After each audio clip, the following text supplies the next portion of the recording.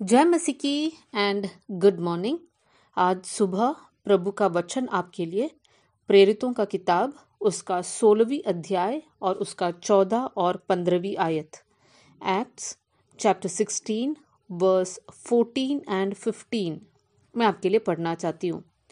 लुदिया नामक तुआतिरा नगर की बैंजनी कपड़े बेचने वाली एक भक्त स्त्री सुन रही थी।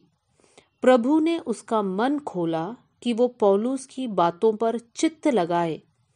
जब उसने अपने घराने समेत बपतिस्मा लिया तो उसने हमसे विनती की, यदि तुम मुझे प्रभु की विश्वासिनी समझते हो तो चलकर मेरे घर में रहो, और वो हमें मनाकर ले गई। मेरे प्रियो, ये दो आयत एक बहन के बारे में है और वो बहन का नाम है लुदिया। लुदिया जो है तुआतीरा नगर में रहती थी। वो एक बिजनेस वुमेन थी। उसके बारे में कहा गया है कि वो बैंजनी कपड़े बेचने वाली एक स्त्री थी। और जब पौलुस और पौलुस के साथिया वहां पर एक नदी के किनारे गए कि वहां पर बैठकर थोड़ी देर प्रार्थना करे, तो ये बहनों को देखा तो पौलुस वहां पर प्रभु का वचन बांटने लगा।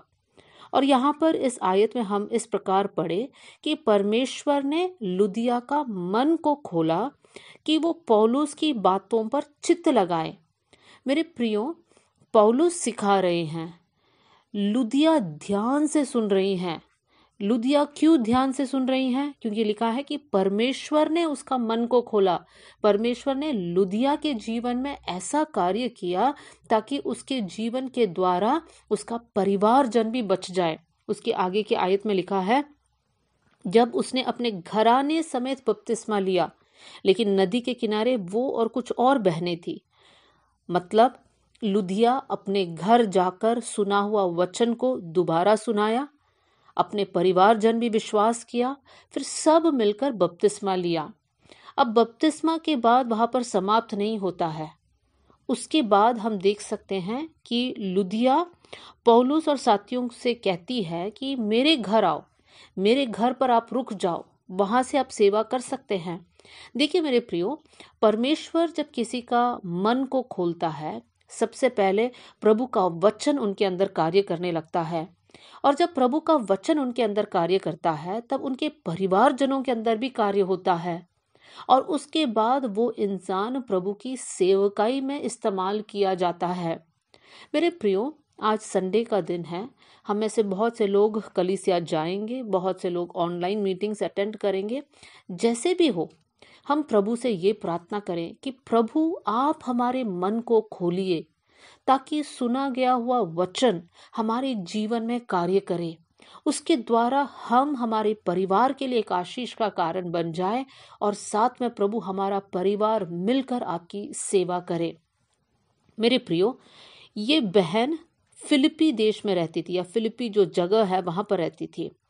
और इस प्रकार माना जाता है कि फिलिपियों की पत्री जो लिखा गया है, वो पत्री एक कलीसिया के लिए लिखा गया है, और वो कलीसिया इस बहन के घर में मिलते थे।